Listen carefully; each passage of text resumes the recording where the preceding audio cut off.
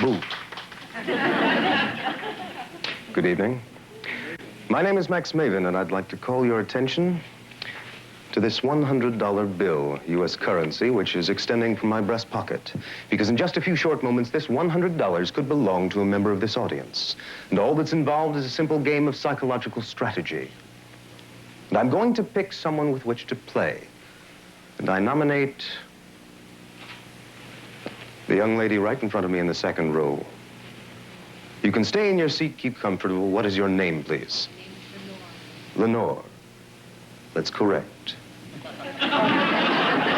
Lenore, our game revolves around this rather large card. Now, this is not a playing card. Instead, on the opposite side of this card, there is a simple geometric shape. And Lenore, it is one of 5 possible geometric shapes, and I will show you those 5 possibilities, because I've brought with me 5 more cards.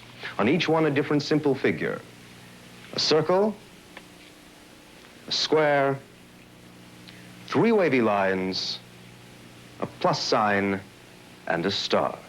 Now, some of you may recognize these. They are known as ESP testing symbols. They have been in use in universities and laboratories around the world for over 50 years. But for our purposes, a game of psychological strategy. I'm mixing the symbols up so you don't know the order, Lenore, and what I'm going to do is to transfer the cards one at a time from the top to the bottom of the packet. And as I do so, at any time you desire, you're going to call out stop.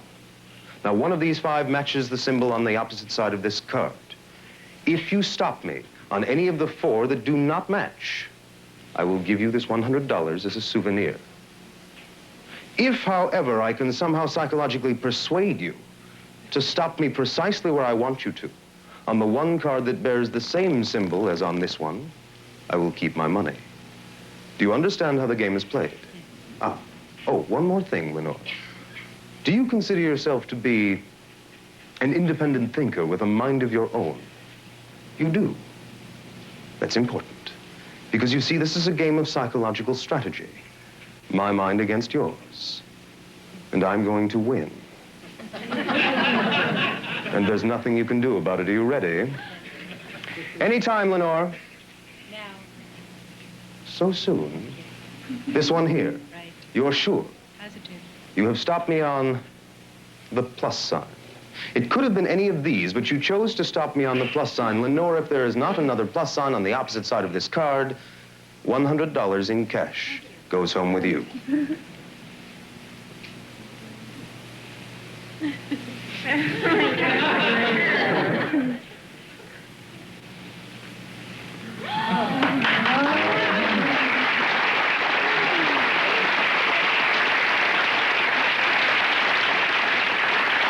Lenore, I suppose you could refer to this as a double cross.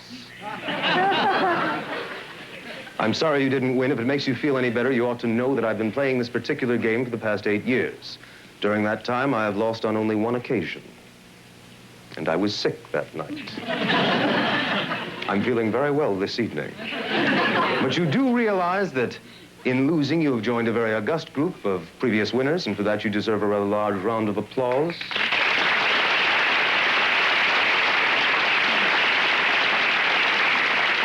Ladies and gentlemen, I would like to show you now something that I consider to be most unusual. I'm going to show you something that has never been seen by any person in this room before. I propose to construct before your very eyes a 4-sided triangle. Now, in order to do this, I have spoken in advance with 2 members of this audience, but I will identify them, we will discuss what we've done thus far and continue from there. First of all, way back at the start of the show, a gentleman was selected by Bill Bixby, and I gave him a sealed envelope backstage. Where is that man right now? Right behind Lenore. What is your name, sir? Barry Gold. Barry, I gave you a sealed envelope, asked you to hold on to it. Is it still sealed? It's still sealed. Let's leave it that way, Barry. Stay right where you are. You are the first side of our triangle. I'll come back to you. Now, sometime after speaking to Barry, I spoke to a young lady. Where is that lady now? Right there. Would you stand up, please? And Barry, I did not tell you you could sit down. Your name, please? Marilyn Walker. Marilyn.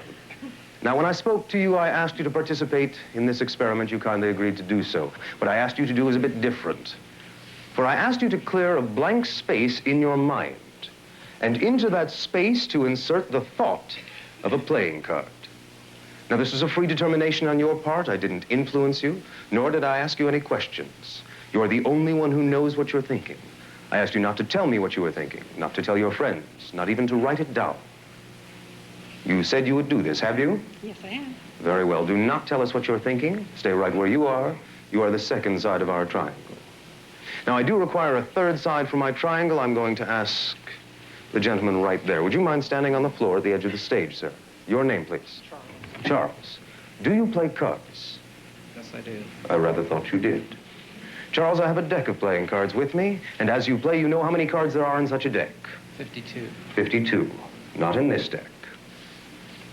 This deck has 53. I always leave in the joker. It makes things that much more complicated. Charles, in just a moment, I'm going to fan these cards out with the faces away from you. You'll touch any card you wish. Whatever card you touch is the one you get.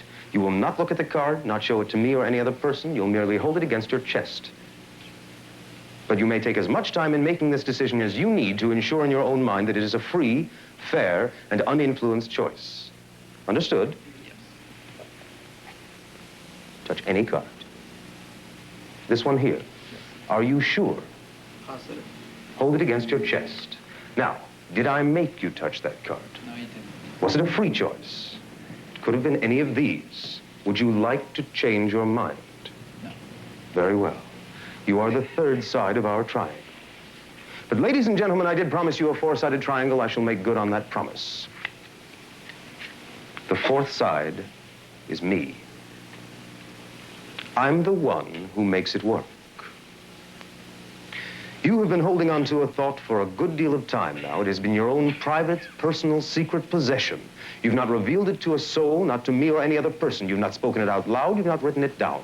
For the very first time, in a nice, loud voice, would you kindly reveal that thought? Art. Yes? 2 of clubs. The two of? Clubs. The two of clubs. Correct. The two of clubs. Correct. Unseal the envelope, take out the piece of paper, unfold it, read it out loud, and show us what it says. Says the 2 of club. Show us your card, sir.